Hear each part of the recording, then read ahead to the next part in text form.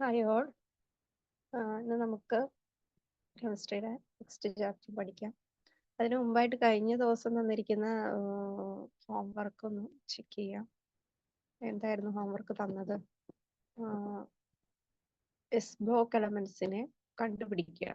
അതായിരുന്നു ഒന്നാമത്തെ ഹോംവർക്ക്. രണ്ടാമത്തെ എക്സാമ്പിൾസ് കണ്ടുപിടിക്കാനാണ് ഇതിന്റെ thermoplastic and thermosetting plastic examples കണ്ടെത്താൻ പറഞ്ഞിട്ടുണ്ടായിരുന്നു. എല്ലാവരും ചെയ്തിട്ടുണ്ടാകാം. ബസ് ബ്ലോക്ക് എലമെന്റ്സ് ഏതൊക്കെയായിരുന്നു?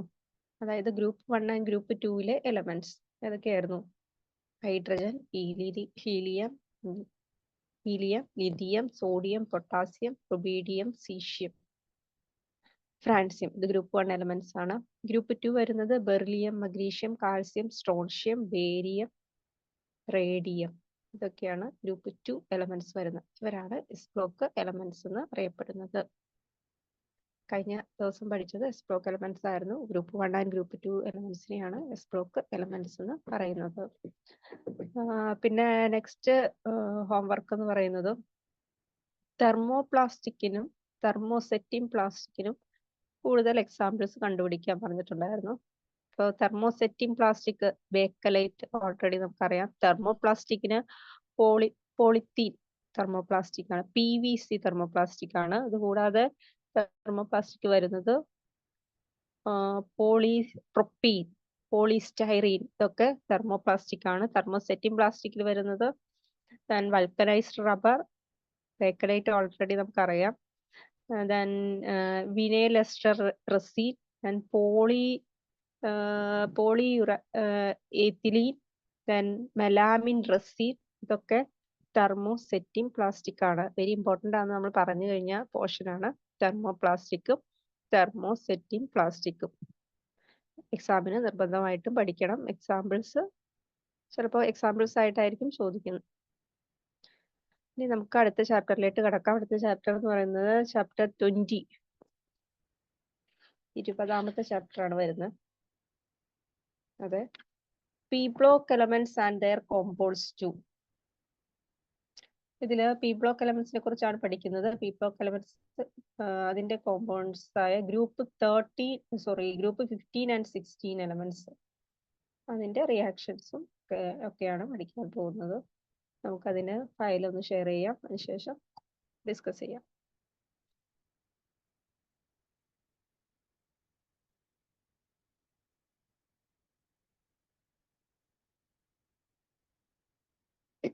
ഒരു മിനിറ്റ് വെയിറ്റ് ചെയ്യട്ടെ.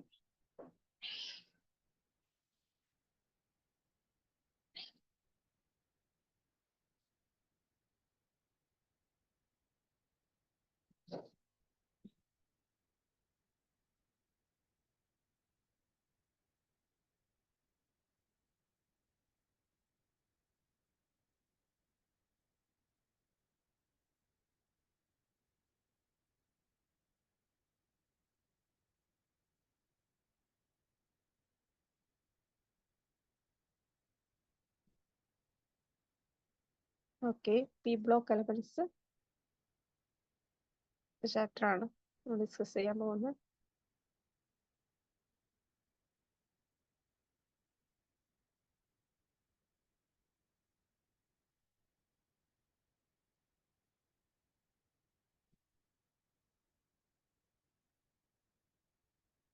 Okay, then P block elements and their compounds too.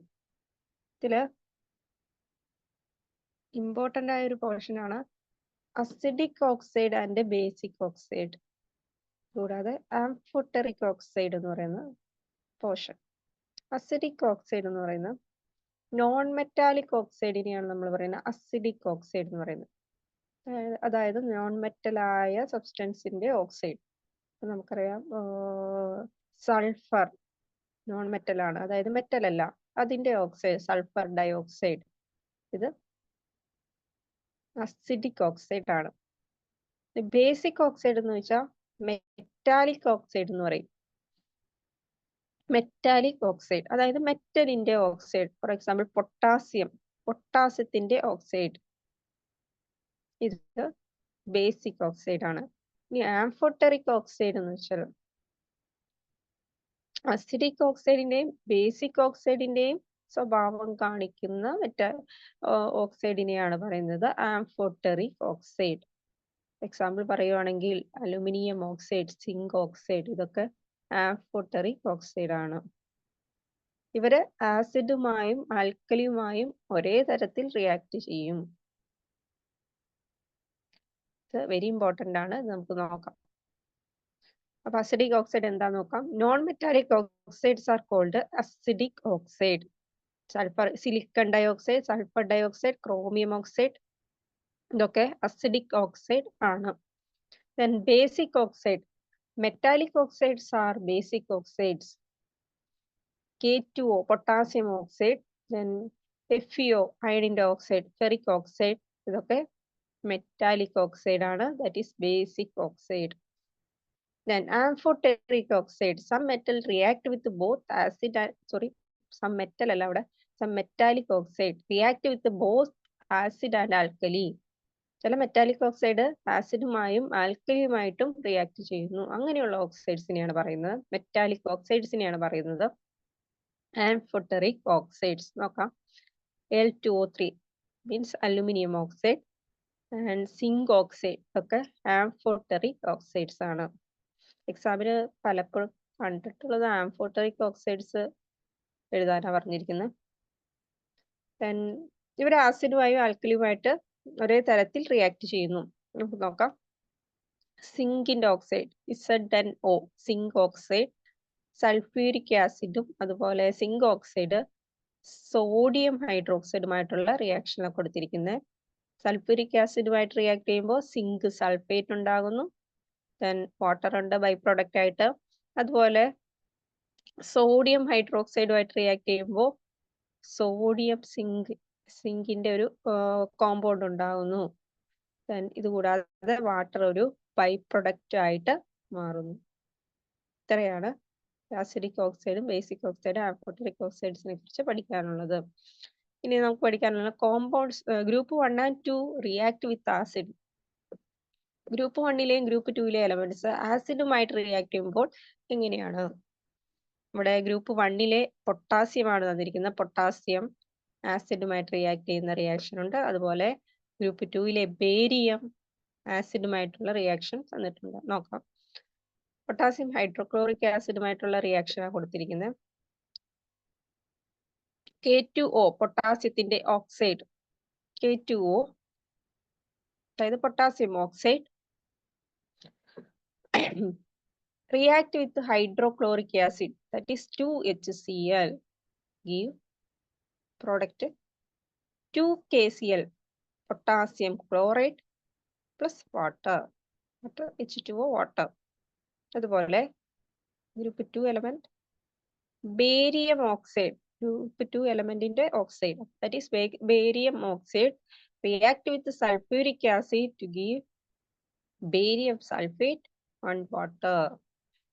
ഇവിടെ കോമൺ ആയിട്ട് വാട്ടർ ആണ് ബൈ പ്രോഡക്റ്റ് ആയിട്ട് വന്നിരിക്കുന്നത്. അപ്പൊ ഗ്രൂപ്പ് 1 and 2 ആസിഡുമായിട്ട് റിയാക്ട് ചെയ്താൽ അതിന്റെ തന്നെ സോൾട്ട് ആൻഡ് വാട്ടർ ഉണ്ടാകുന്നു. പൊട്ടാസ്യം ആണെങ്കിൽ പൊട്ടാസ്യത്തിന്റെ സാൾട്ട് ഉണ്ടാകുന്നു, വാട്ടർ ബൈ പ്രോഡക്റ്റ് ആയിട്ട് വരുന്നു. അതുപോലെ ബേരിയത്തിന്റെ സാൾട്ട് ഉണ്ടാകുന്നു, വാട്ടർ ബൈ പ്രോഡക്റ്റ് ആയിട്ട് കിട്ടുന്നു. കോമൺ പ്രോഡക്റ്റ് വാട്ടർ ആണ്. നെക്സ്റ്റ് നോക്കാം. അടുത്ത് നമുക്ക് ഓസോണിനെ കുറിച്ച് നമുക്ക് അറിയാം. ഇതൊരു ട്രയാറ്റോമിക് ഫോം ആണ്. 3 ഓക്സിജൻ ആറ്റം കമ്പൈൻ ചെയ്താണ് ഓസോൺ ഉണ്ടായിരിക്കുന്നത്. ഇത് ഒരു പ്രൊട്ടക്റ്റീവ് കവറിങ് പോലെ പ്രവർത്തിക്കുന്നു. അറ്റ്മോസ്ഫിയറിലെ നമ്മുടെ എർത്തിനെ പ്രൊട്ടക്റ്റ് ചെയ്യാനുള്ള UV റേഡിയേഷനിൽ നിന്ന്, മണ്ണിൽ നിന്നുള്ള UV റേഡിയേഷനിൽ നിന്ന് എർത്തിനെ പ്രൊട്ടക്റ്റ് ചെയ്യാനുള്ള ഒരു കവറിങ് പോലെ പ്രവർത്തിക്കുന്നു. ഇത് സ്ട്രാറ്റോസ്ഫിയറിലാണ് കാണപ്പെടുന്നത്. ഇത്രയും നമുക്ക് കോമൺ ആയിട്ട് ഓസോണിനെ കുറിച്ച് അറിയാവുന്ന കാര്യങ്ങളാണ്. ഓസോൺ എന്ന് പറഞ്ഞാൽ ഓക്സിജന്റെ മോളിക്യൂൾസ് കമ്പൈൻ ചെയ്തുണ്ടാകുന്നതാണ് ഓസോൺ, O3. അതായത് 3 ഓക്സിജൻ ആറ്റം കമ്പൈൻ ചെയ്താണ് ഓസോൺ ഉണ്ടാകുന്നത്. സ്ട്രാറ്റോസ്ഫിയറിലാണ്. ഇതിന്റെ മെയിൻ ഒരു ഫങ്ഷൻ എന്ന് പറയുന്നത് എർത്തിനെ പ്രൊട്ടക്ട് ചെയ്യുക. എന്തിൽ നിന്ന്? സണ്ണിൽ നിന്ന്, UV റേഡിയേഷനിൽ നിന്ന് എർത്തിനെ പ്രൊട്ടക്ട് ചെയ്യുക. ഇവിടെ നമുക്ക് ഓസോണിന്റെ സ്ട്രക്ചർ, റിയാക്ഷൻസ് അതൊക്കെയാണ് നോക്കാനുള്ളത്. നമുക്ക് നോക്കാം. Ozone. It is a triatomic form of oxygen present in stratosphere. സ്ട്രാറ്റോസ്ഫിയറിൽ കാണുന്ന ട്രയാറ്റോമിക് ഫോം ആണ് ഓക്സിജന്റെ. It is protective covering of earth from UV radiation from the earth surface. Earth സർഫസിനെ UV റേഡിയേഷനിൽ നിന്ന് പ്രൊട്ടക്ട് ചെയ്യുന്ന കവറിംഗ് ആയിട്ട് പ്രവർത്തിക്കുന്നു. It is V shaped molecule. ഇതൊരു വി ഷേപ്ഡ് മോളിക്യൂൾ ആണ്. The central oxygen atom uses sp2 hybrid orbitals for bonding. ഇവിടെ ഇത് sp2 hybrid orbital ആണ് കാണിക്കുന്നത്. And structure of ozone is resonance hybrid. എക്സാമിൽ ചോദിച്ചിട്ടുണ്ട് resonance hybrid. ഓസോണിന്റെ സ്ട്രക്ചർ എന്താന്ന് ചോദിച്ചു. resonance hybrid. Then bond angle is 170 degree. രണ്ട് സ്ട്രക്ചറാണ് കൊടുത്തിരിക്കുന്നത്. വി ഷേപ്ഡ് സ്ട്രക്ചർ കാണുമ്പോൾ തന്നെ അറിയാം വി ഷേപ്ഡ് സ്ട്രക്ചർ. ഇതിന്റെ പേരാണ് resonance hybrid. Then bond angle 170 degree. ഇവിടെ ഡബിൾ ബോണ്ട് ലെഫ്റ്റ് സൈഡിലും റൈറ്റ് സൈഡിലും കൊടുത്തിട്ടുണ്ട്. ഏത് പിക്ചർ വരച്ചാലും കുഴപ്പമില്ല. Next properties of ozone. അതായത് ഓസോണിന്റെ പ്രധാന സ്വഭാവങ്ങൾ എന്തൊക്കെ? മെയിനായിട്ട് ഫിസിക്കൽ പ്രോപ്പർട്ടി നോക്കാം. Pale blue gas, blue colour gas ആണ്. Turns to blue liquid at 161 Kelvin. 161 കെൽവിനിൽ ടെമ്പറേച്ചറിൽ അത് ബ്ലൂ ലിക്വിഡ് ആയിട്ട് മാറുന്നു. At 80 Kelvin it freezes as violet black solid. 80 കെൽവിനിൽ അത് ബ്ലാക്ക് സോളിഡ് ആയിട്ട് വയലറ്റ് ബ്ലാക്ക് സോളിഡ് ആയിട്ട് മാറുന്നു. It is 10 times soluble in water as oxygen. ഇത് മറ്റൊരു വാട്ടറിലെ ഓക്സിജനെ അപേക്ഷിച്ച് നോക്കുമ്പോൾ 10 times more soluble ആണ്, highly soluble ആണ്. ഇതിൽ മെയിൻ ആയിട്ട് നോക്കേണ്ടത് 10 times soluble in water as oxygen. ഇത് ചോദിച്ചിട്ടുള്ളതാണ്. highly soluble ആണ് ഓസോൺ ഓക്സിജനെ അപേക്ഷിച്ച്. നെക്സ്റ്റ് നോക്കാം. Chemical properties of ozone. ഓസോണിന്റെ കെമിക്കൽ പ്രോപ്പർട്ടീസ് എന്തൊക്കെയാണ്? It is unstable. Its reactions are closely parallel to the reaction of hydrogen peroxide. അതായത് ഇതിന്റെ റിയാക്ഷൻ ഹൈഡ്രജൻ പെറോക്സൈഡിന്റെ റിയാക്ഷനുമായിട്ട് നോക്കുമ്പോൾ സിമിലാരിറ്റി കാണിക്കുന്നു. ഇത്രയാണ് കെമിക്കൽ പ്രോപ്പർട്ടീസ്. നെക്സ്റ്റ് കെമിക്കൽ പ്രോപ്പർട്ടീസിൽ വരുന്ന കാറ്റലിക് ഡീകമ്പോസിഷൻ. അതായത് ഓസോൺ ഡീകമ്പോസ് ചെയ്യുമ്പോൾ എന്താ സംഭവിക്കുന്നത്? നമുക്കറിയാം ഓസോൺ മീൻസ് O3. O3ക്ക് ഡീകമ്പോസിഷൻ സംഭവിച്ചാൽ അത് ഓക്സിജൻ ആയിട്ട് മാറുന്നു. അതാണ് ഇവിടെ കൊടുത്തിരിക്കുന്നത്. Ozone decompose very rapidly above 373 Kelvin. Indication കൊടുത്തിട്ടുണ്ട്. 2O3 give 3O2.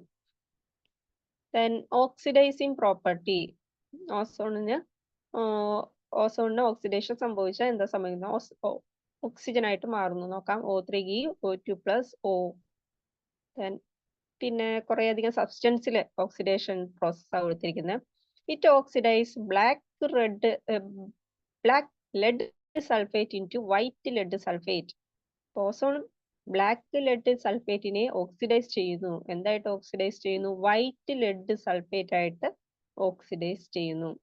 അതുപോലെ ozone oxidise acidified ferrous sulfate into ferric sulfate. Ferrous സൾഫേറ്റിനെ ഫെറിക് സൾഫേറ്റ് ആയിട്ട് ഓക്സിഡൈസ് ചെയ്യുന്നു. ഇതിന്റെ ഇക്വേഷൻ കൊടുത്തിട്ടുണ്ട്. ഇക്വേഷൻ നമുക്ക് നോക്കാം. ബ്ലാക്ക് ലെഡ് സൾഫേറ്റിന്റെ ആദ്യം നോക്കാം. 4O3 ഓസോൺ ആണ് കൊടുത്തിരിക്കുന്നത്. Plus PbS lead sulphate, Pb lead sulphate give PbSO4 ലെഡിന്റെ sulphate plus 4O2 oxygen. Next reaction ferrous sulphate to ferric sulphate. അതിന്റെ reaction ozone O3 plus 2 FeSO4 ferrous sulfate plus H2SO4 sulphuric acid ഇവിടെ ഉപയോഗിക്കുന്നുണ്ട്. ഈ Fe2SO4 thrice ferric sulphate ഉണ്ടാവുന്നു, കൂടെ H2O water ഉണ്ടാവുന്നു, plus oxygen ഉണ്ടാവുന്നുണ്ട്.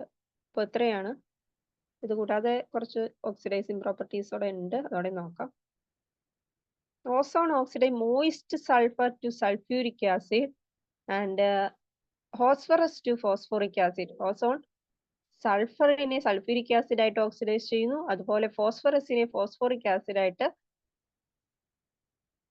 Oxidise ചെയ്യുന്നു. നമുക്കറിയാം സൾഫർ അതിന്റെ ഇക്വേഷൻ താഴെ കൊടുത്തിട്ടുണ്ട്. 3O3 plus sulfur S plus H2O give H2SO4 plus 3O2. Sulphuric acid ആയിട്ട് ഓക്സിഡൈസ് ചെയ്തിരിക്കുന്നു. അടുത്തത് 5O3 plus 2P phosphorus plus 3H2O give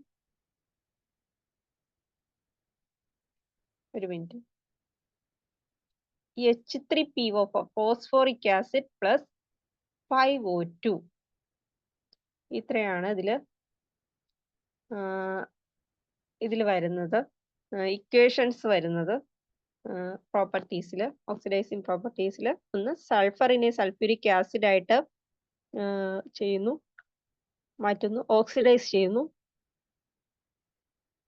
വേറൊന്ന് ഫോസ്ഫറസിനെ ഫോസ്ഫോറിക് ആസിഡ് ആയിട്ട് ഓക്സിഡൈസ് ചെയ്യുന്നു. ഒരു മിനിറ്റ്.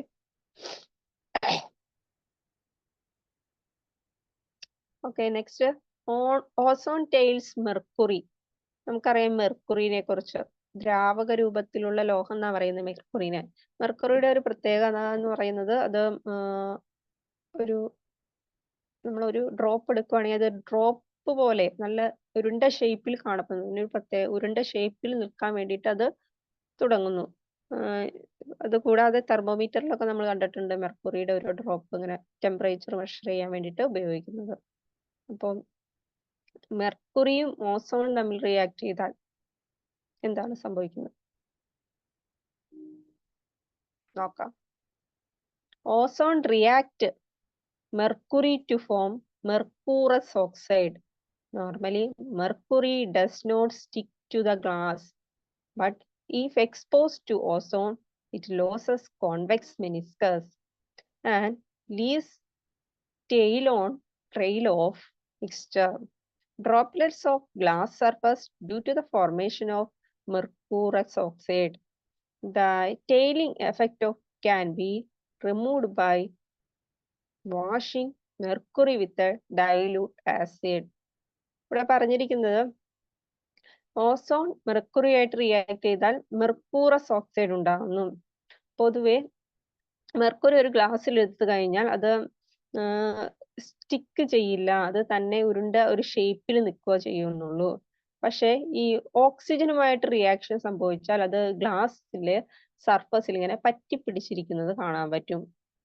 അപ്പൊ പറ്റിപ്പിടിച്ചിരിക്കുന്നതിന് കാരണം മെർക്കുറി ഓക്സിജനുമായിട്ട്, അതായത് ഓസോണുമായിട്ട് റിയാക്ട് ചെയ്ത് അവിടെ മെർക്കൂറസ് ഓക്സൈഡ് എന്ന് പറയുന്ന സബ്സ്റ്റൻസ് ഉണ്ടാകുന്നതാണ്. അപ്പോൾ ഈ മെർക്കുറിയുടെ നമ്മൾ പറഞ്ഞു അതിന്റെ ഒരു ഷേപ്പ് നമ്മൾ പറഞ്ഞു റൗണ്ട് ഷേപ്പിലാണെന്ന് പറയുന്നത്. കോൺവെക്സ് മെനിസ്കസ് എന്നാണ് അതിന് പറയുന്നത്. കോൺവെക്സ് ലെൻസിന്റെ പ്രതലം പോലെ ഇങ്ങനെ വളഞ്ഞാണ് ഇരിക്കുന്നത്. എപ്പോഴും അതുപോലെ കാണപ്പെടുന്നത്. പെട്ടെന്ന് ഇങ്ങനെ ഗ്ലാസ് സർഫസിൽ പറ്റിപ്പിടിച്ചിരിക്കാൻ കാരണം മെർക്കൂറസ് ഓക്സൈഡ് ഉണ്ടായതാണ്. അപ്പൊ ഈ ഒരു എഫക്റ്റ് റിമൂവ് ചെയ്യാൻ വേണ്ടിയിട്ട് നമ്മൾ മെർക്കുറിനെ ഡയലൂട്ട് ആസിഡിൽ വാഷ് ചെയ്യുകയാണ് ചെയ്യുന്നത്. അങ്ങനെയാണെങ്കിൽ നമുക്ക് ഈ ഇഫക്റ്റ് കുറയ്ക്കാൻ പറ്റും. ഇതിന് പറയുന്നത് ടൈലിംഗ് ഇഫക്റ്റ് ഓഫ് മെർക്കുറി എന്നാണ് പറയുന്നത്. അതായത് മെർക്കുറി ഓക്സിജനുമായിട്ട് റിയാക്ട് ചെയ്ത് മെർക്കൂറസ് ഓക്സൈഡ് ഉണ്ടാകുന്ന പ്രോസസ്. അടുത്തത് നോക്കാം. Ozone oxidase stannous chloride to stannous chloride to stannic.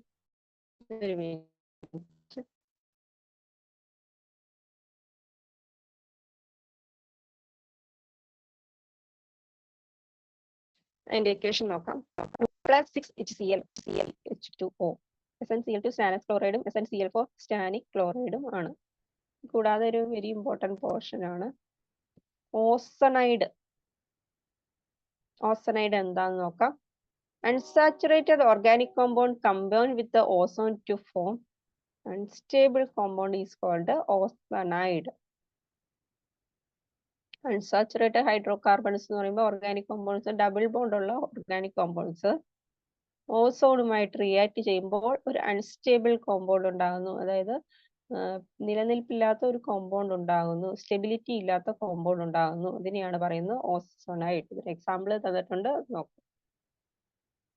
ഇവിടെ ഈഥീനാണ് എടുത്തിരിക്കുന്നത്. CH2 double bond CH2 ethene ഓക്സിജനുമായിട്ട് റിയാക്ട് ചെയ്യുമ്പോൾ ഉണ്ടാകുന്ന കോമ്പൗണ്ട് ആണ്. Then 2HCHO plus H2O2 ഇതൊരു ഓസണൈഡ് ആണ്. HCHO ഇത് ഓസണൈഡ്. അതിന്റെ സ്ട്രക്ചർ ആണ് കൊടുത്തിരിക്കുന്നത്. Then അടുത്ത യൂസസ് ഓഫ് ഓസോൺ. ഓസോണിന്റെ യൂസസ് എന്തൊക്കെയാണ്? വാട്ടർ പ്യൂരിഫിക്കേഷൻ ഉപയോഗിക്കുന്നു, എയർ പ്യൂരിഫിക്കേഷൻ ഉപയോഗിക്കുന്നു, റിഫൈനിങ് ഓഫ് ഓയിൽ ഉപയോഗിക്കുന്നു, ഡ്രൈ ബ്ലീച്ചിന് ഉപയോഗിക്കുന്നു,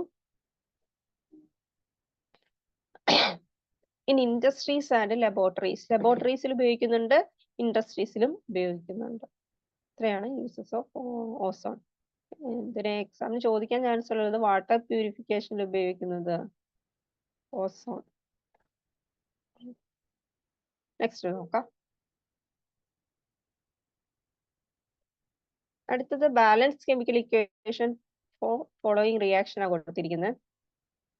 സിനോൺ ഫ്ലൂറൈഡിന്റെ റിയാക്ഷൻ ആണ് കൊടുത്തിരിക്കുന്നത്. രണ്ട് ഇക്വേഷൻ ഉണ്ട്. സിനോൺ വാട്ടറുമായിട്ടുള്ള റിയാക്ഷൻ കൊടുത്തിട്ടുണ്ട്. സിനോൺ ഫ്ലൂറൈഡ് വാട്ടറുമായിട്ടുള്ള റിയാക്ഷൻ കൊടുത്തിട്ടുണ്ട്. അതുപോലെ സിനോൺ ഫ്ലൂറൈഡ് പൊട്ടാസ്യം ഫ്ലൂറൈഡുമായിട്ടുള്ള റിയാക്ഷൻ, വാട്ടറുമായിട്ടുള്ള റിയാക്ഷൻ ആദ്യം നോക്കാം. ZnF4 plus H2O give 4Xe plus XCO3. Xenon carbonate ഉണ്ടാകുന്നു. പ്ലസ് 24HF ഹൈഡ്രജൻ ഫ്ലൂറൈഡ് ഉണ്ടാകുന്നുണ്ട്. Then 3O2 oxygen. Then next XeF6 xenon fluoride react with potassium fluoride. KF എന്ന് പറയുന്നത് potassium fluoride ആണ്. അപ്പോ K plus XeF7 minus ions ആയിട്ട് മാറുക ചെയ്യുന്നത്. Potassium അയോണും സിനോണിന്റെ fluoride അയോൺസും ആയിട്ട് മാറുന്നു.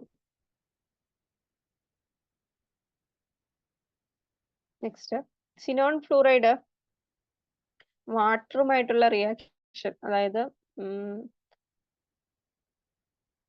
ഹൈഡ്രോളിസിസ് കൊടുത്തിരിക്കുന്നത്. പാർഷ്യൽ ഹൈഡ്രോളിസിസ് കൊടുത്തിട്ടുണ്ട്, കംപ്ലീറ്റ് ഹൈഡ്രോളിസിസ് കൊടുത്തിട്ടുണ്ട്. പാർഷ്യൽ ഹൈഡ്രോളിസിസിൽ കുറച്ച് എമൗണ്ട് വാട്ടർ ഉപയോഗിക്കുന്നുള്ളൂ. പിന്നെ കംപ്ലീറ്റ് ഹൈഡ്രോളിസിസിൽ അത് കംപ്ലീറ്റ് എമൗണ്ട് വാട്ടർ ഉപയോഗിക്കുന്നു. നോക്കാം നമുക്ക്. ആദ്യം xenon fluoride FeF6 react with water H2O ആയിട്ട് റിയാക്ട് ചെയ്തപ്പോൾ സിനോണിന്റെ ഓക്സൈഡ് ഫ്ലൂറൈഡ് ഉണ്ടായി. ദെൻ പ്ലസ് 2HF ഉണ്ടായി. ഇനി 2 വാട്ടർ മോളിക്യൂൾ ഉപയോഗിക്കുമ്പോൾ റിയാക്ട് ചെയ്യുമ്പോൾ XeO2F2 plus 4HF hydrogen fluoride ഉണ്ടായി. ഇനി അത് പാർഷ്യൽ ഹൈഡ്രോളിസിസ് ആണ്.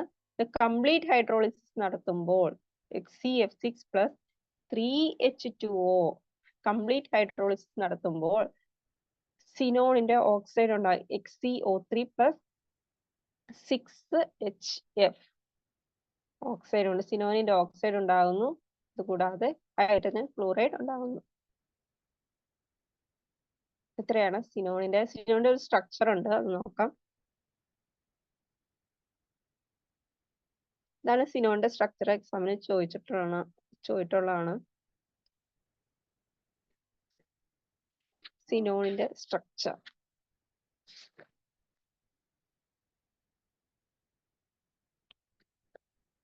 ഇനി ഒരു റിയാക്ഷൻ ഇവിടെ നോക്കാനുണ്ട്.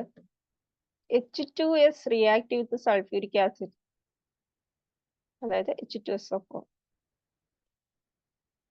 ഇവിടെ ഡീകമ്പോസിഷൻ ആണ് ഫസ്റ്റ് സ്റ്റെപ്പ് കൊടുത്തിരിക്കുന്നത്. സൾഫ്യൂരിക് ആസിഡിന്റെ H2SO4 ഡീകമ്പോസിഷൻ ചെയ്താൽ H2O SO2 പ്ലസ് O ഉണ്ടാകുന്നു, ഓക്സിജൻ. ദെൻ H2S ഓക്സിജനുമായിട്ട് ട്രീറ്റ് ചെയ്യുമ്പോൾ H2Oയും സൾഫറും ഉണ്ടാകുന്നു. ദെൻ ഇനി H2Sഉം സൾഫ്യൂരിക് ആസിഡും റിയാക്ട് ചെയ്താൽ H2O plus H2SO4 give 2H2O plus SO2 plus S, അതായത് വാട്ടർ ഉണ്ടാകുന്നു, സൾഫർ ഡയോക്സൈഡ് ഉണ്ടാകുന്നു, സൾഫർ ഉണ്ടാകുന്നു. മെയിൻ ആയിട്ട് ചോദിച്ചിരിക്കുന്നത് ഇതാണ്. H2Sനെ സൾഫ്യൂരിക് ആസിഡുമായിട്ട് റിയാക്ട് ചെയ്താൽ എന്തൊക്കെ പ്രോഡക്റ്റ് ഉണ്ടാകുന്നു? Water, sulphur dioxide, sulphur. ഇതാണ് ആൻസർ ആയിട്ട്. പിക്ചർ ഓഫ് SO2 കൊടുത്തിട്ടുണ്ട്. അതൊരു വി ഷേപ്ഡ് സ്ട്രക്ചർ ആണ്. 2 ഓക്സിജനും 1 സൾഫറും ആണ് സ്ട്രക്ചറിൽ വരുന്നത്. ഇതിലുണ്ട് 2 സ്ട്രക്ചർ, മറ്റേ ഇതുപോലെ ഓസോണിന്റെ സ്ട്രക്ചർ പോലെ തന്നെ 2 ഡബിൾ ബോണ്ട് വരുന്ന 2 സ്ട്രക്ചർ ഉണ്ട്. ലെഫ്റ്റ് സൈഡിൽ അല്ലെങ്കിൽ റൈറ്റ് സൈഡിൽ ഡബിൾ ബോണ്ട് കൊടുക്കാം.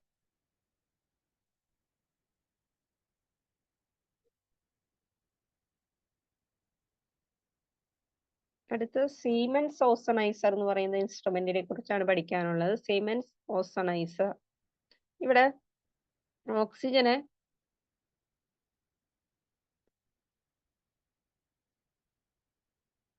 നമുക്ക് അതിന്റെ പാർട്സ് ഒന്ന് നോക്കാം. കംപ്ലീറ്റ് ക്ലിയർ അല്ല, ടെക്സ്റ്റ് ബുക്ക് നോക്കാം.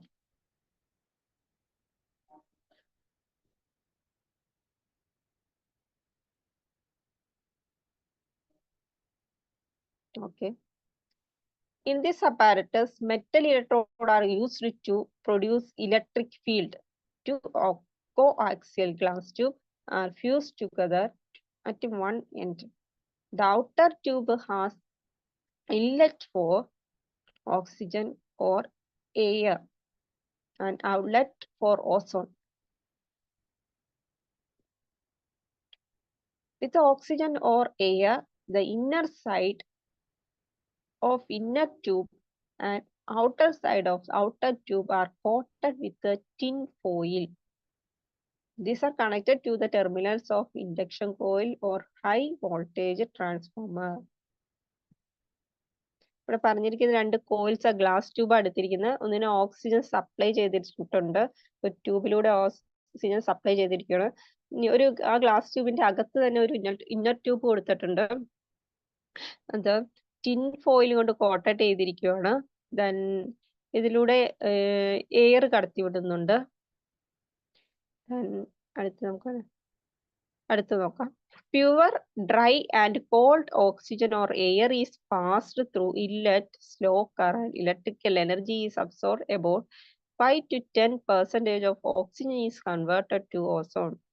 പ്യുവർ ആയിട്ടുള്ള ഓക്സിജൻ ട്യൂബിലൂടെ കടന്നു പോകുമ്പോൾ ഇലക്ട്രിക്കൽ എനർജി പാസ് ചെയ്യുന്നു.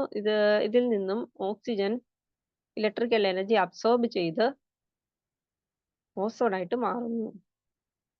All rubber and cork fitting avoided because the corrosive action of ozone on this material.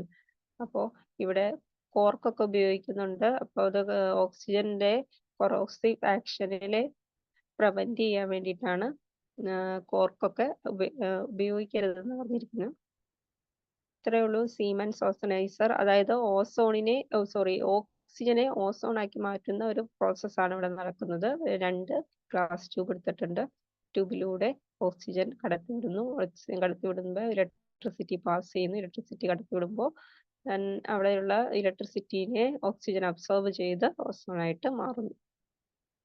അടുത്ത പോർഷൻ നോക്കാം. അടുത്ത നമുക്ക് സൾഫ്യൂരിക് ആസിഡ്.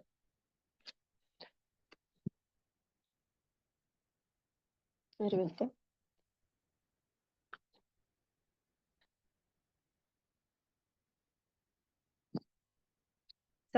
സൾഫ്യൂരിക് ആസിഡിനെ കുറിച്ചാണ് പഠിക്കാനുള്ളത്.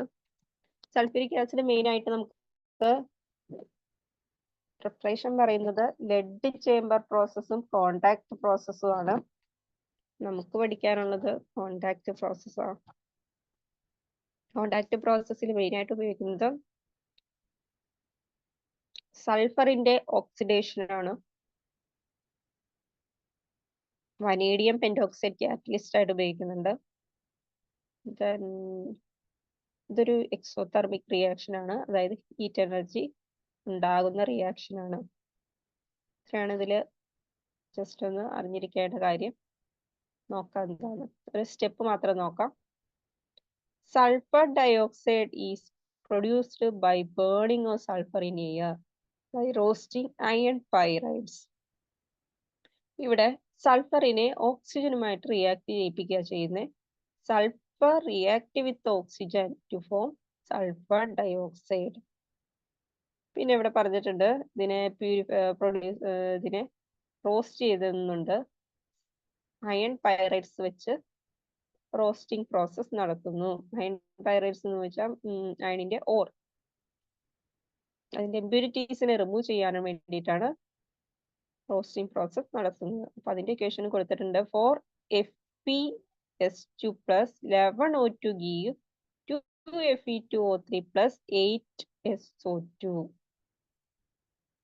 അടുത്ത സ്റ്റെപ്പ് നോക്കാം. Sulphur dioxide produce then it's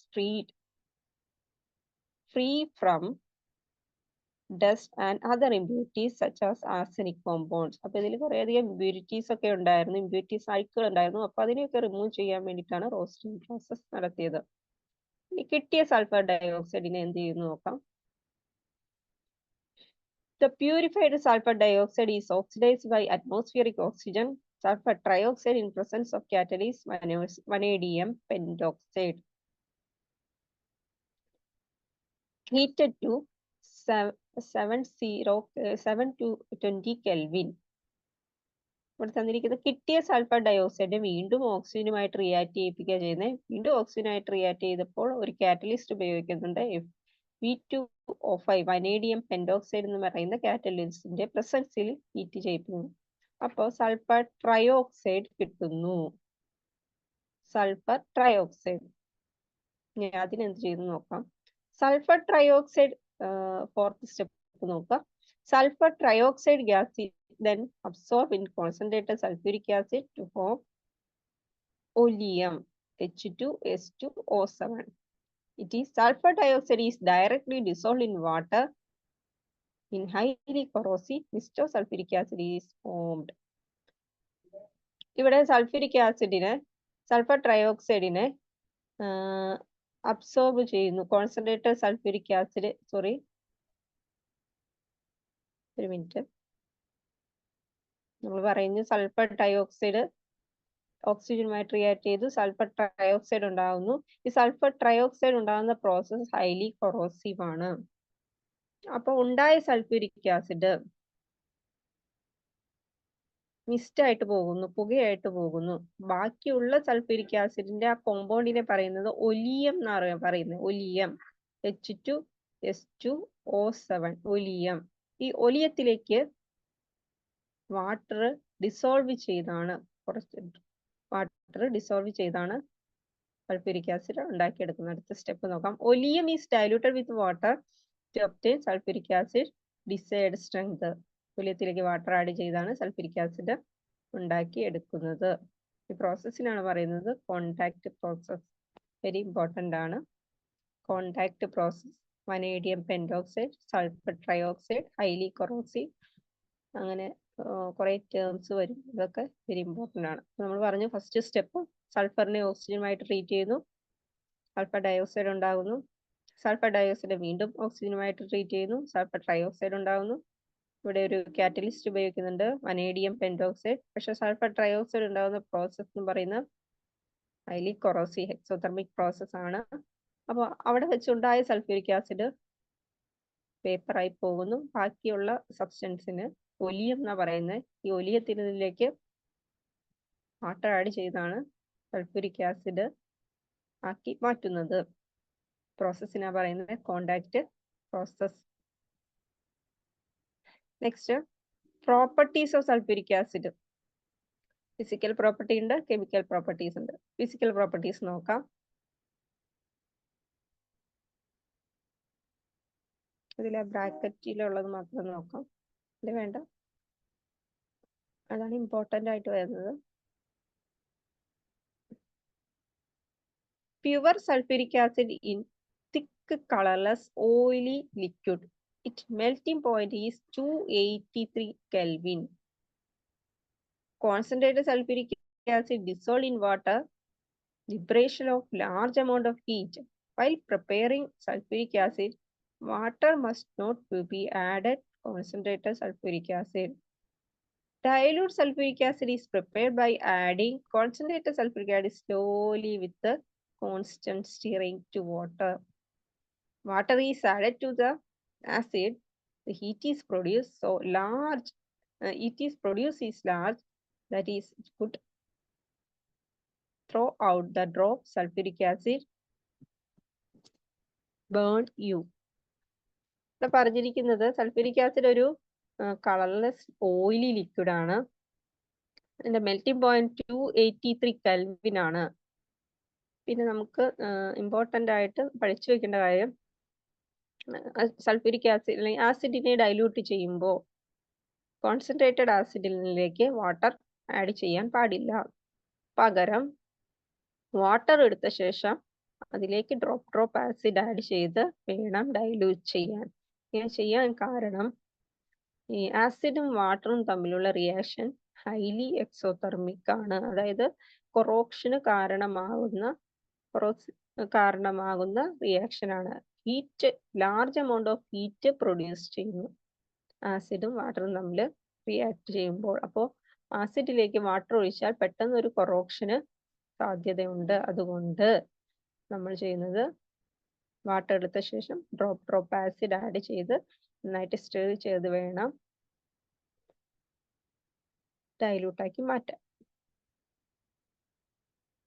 ഇതാണ് ഫിസിക്കൽ പ്രോപ്പർട്ടി, ഇമ്പോർട്ടൻ്റ് ആണ്. ഇനി chemical properties.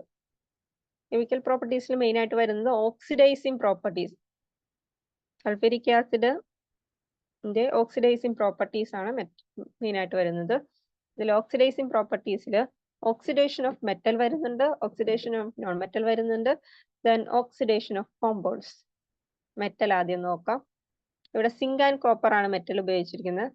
Cu copper plus Cu plus 2H2SO4, copper plus sulfuric acid give CuSO4, that is copper sulfate plus 2H2O water plus SO2 sulfur dioxide. ഇനി അടുത്ത metal zinc, Zn plus 2H2SO4 give ZnSO4 zinc sulfate plus 2H2 hydrogen ഉണ്ടാകുന്നു. Oxidation of non metals. Non മെറ്റൽസിനെ ഓക്സിഡൈസ് ചെയ്യുമ്പോൾ carbon and sulphur ആണ് non metal ആയിട്ട് ഉപയോഗിച്ചിരിക്കുന്നത്. C plus H2SO4, C plus sulfuric acid, carbon plus sulfuric acid to give CO2, carbon dioxide plus 2SO2, sulfur dioxide plus 2H2O water. Then next S plus sulfuric H2SO4, sulfur plus sulfuric acid oxidation നടക്കുമ്പോൾ 3SO2 sulfur dioxide plus 2H2 hydrogen. Then oxidation of compounds. ഇപ്പൊ non metals പറഞ്ഞു കഴിഞ്ഞു. ഈ oxidation of compounds, കോമ്പൗണ്ട്സിനെ oxidation നടക്കുമ്പോൾ ഇവിടെ compound സ്ഥാനത്ത് കൊടുത്തിരിക്കുന്നത് ഹൈഡ്രജൻ ബ്രോമൈഡ് HBr, പിന്നെ HI ഹൈഡ്രജൻ അയഡൈഡ്, പിന്നെ H2S ഹൈഡ്രജൻ സൾഫൈഡ്. ഇത്രയും കോമ്പൗണ്ട്സ് ആണ് കൊടുത്തിരിക്കുന്നത്.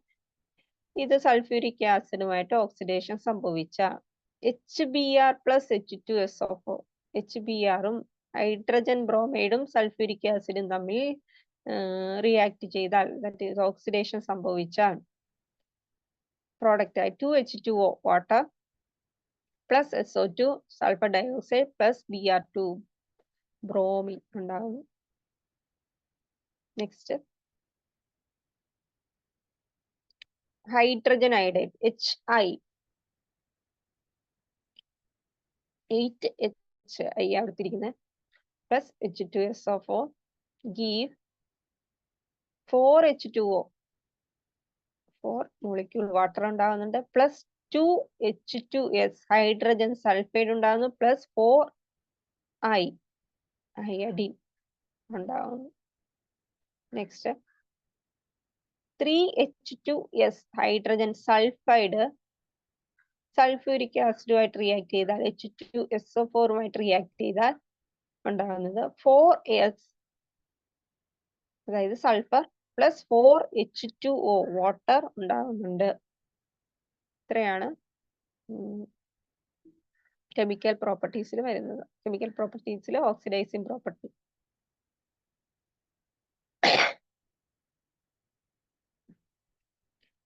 Oxidation of metal, oxidation of non metal, oxidation of metalloids ഇത്രയും വരുന്നുണ്ട്. നെക്സ്റ്റ് നോക്കാം. അടുത്ത chemical പ്രോപ്പർട്ടീസിൽ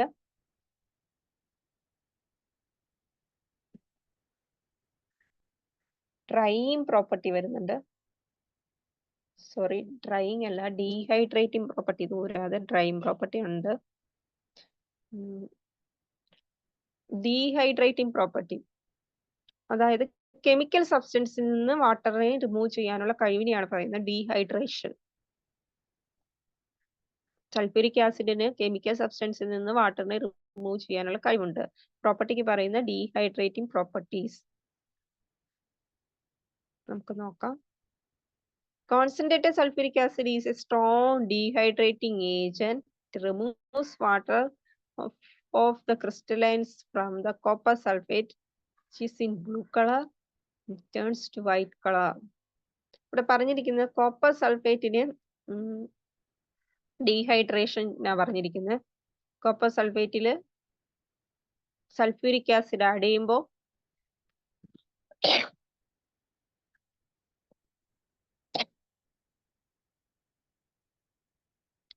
white anhydrous copper sulphate ഉണ്ടാകുന്നു. അതായത് കോപ്പർ സൾഫേറ്റ് നമുക്കറിയാം ബ്ലൂ കളറാണ് കോപ്പർ സൾഫേറ്റ്. ദെൻ ഇതിൽ ആസിഡ് ആഡ് ചെയ്യുമ്പോൾ, സൾഫ്യൂരിക് ആസിഡ് ആഡ് ചെയ്യുമ്പോൾ അത് വൈറ്റ് കളറായിട്ട് ടേൺസ് ചെയ്യുന്നത് കാണാൻ പറ്റും. അത് ഡീഹൈഡ്രേറ്റിംഗ് പ്രോപ്പർട്ടിക്ക് എക്സാമ്പിൾ ആണ്. അടുത്തത് it removes water from carbohydrates leaving behind the black mass of carbon. ഇവിടെ ഷുഗർ ആണ് എടുത്തിരിക്കുന്നത്. C12H22O11 പഞ്ചസാര. ഇതിലേക്ക് സൾഫ്യൂരിക് ആസിഡ് ആഡ് ചെയ്യുവാണെങ്കിൽ, പഞ്ചസാരയിലേക്ക് സൾഫ്യൂരിക് ആസിഡ് ആഡ് ചെയ്യുവാണെങ്കിൽ കുറച്ച് കഴിയുമ്പോൾ പഞ്ചസാരയുടെ കളറ് ബ്ലാക്ക്, ആദ്യം ബ്രൗൺ കളറാവും, പിന്നെ ബ്ലാക്ക് കളറായിട്ട് മാറുന്ന കാണാം. കാരണം ഷുഗറിൽ നിന്ന് വാട്ടറിനെ റിമൂവ് ചെയ്യുക ചെയ്യുന്നത്. പകരമായിട്ട് ആ ബ്ലാക്ക് കളറിൽ കണ്ടെത്തിയത് കാർബണും വാട്ടറും. അതിന്റെ ഇക്വേഷൻ നോക്കാം. C12H22O11 give concentrate sulphuric acid add ചെയ്യുമ്പോൾ 12 കാർബൺ ഉണ്ടാകുന്നു, 11H2O വാട്ടർ ഉണ്ടാകുന്നുണ്ട്.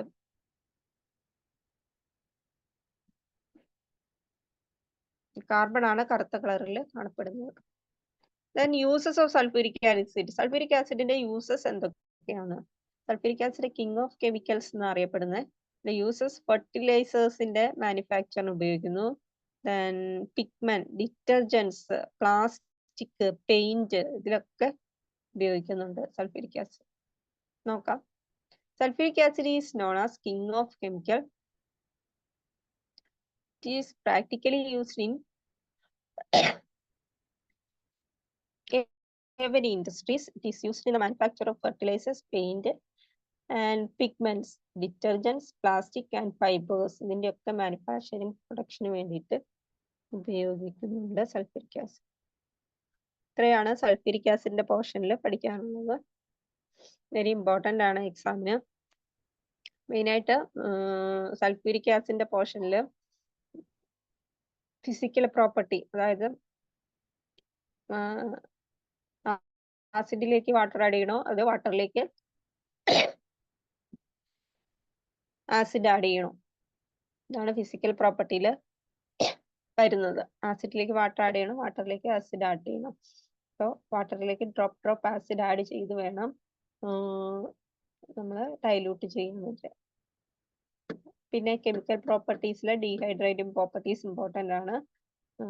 അത് കോപ്പർ സൾഫേറ്റിന്റെയും ദെൻ ഷുഗറിന്റെയും ഇമ്പോർട്ടൻ്റ് ആണ്, ബന്ധമായിട്ടും പഠിക്കുക. പിന്നെ വരുന്നത് യൂസസ് പഠിച്ചു വെക്കുക. ഇമ്പോർട്ടൻ്റ് ആയത് ഇതാണ്, dehydrating property and physical property.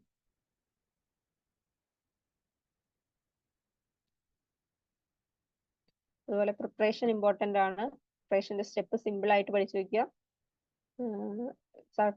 S+O2 gives SO2, SO2 plus O2 gives SO3.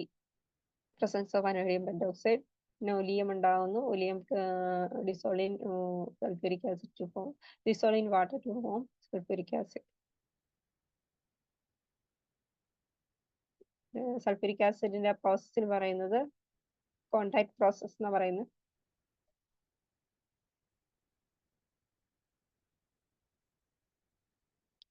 ഈ ചാപ്റ്ററിൽ ഇത്രയേ ഉള്ളൂ മെയിനായിട്ട് പഠിക്കാനുള്ളത്.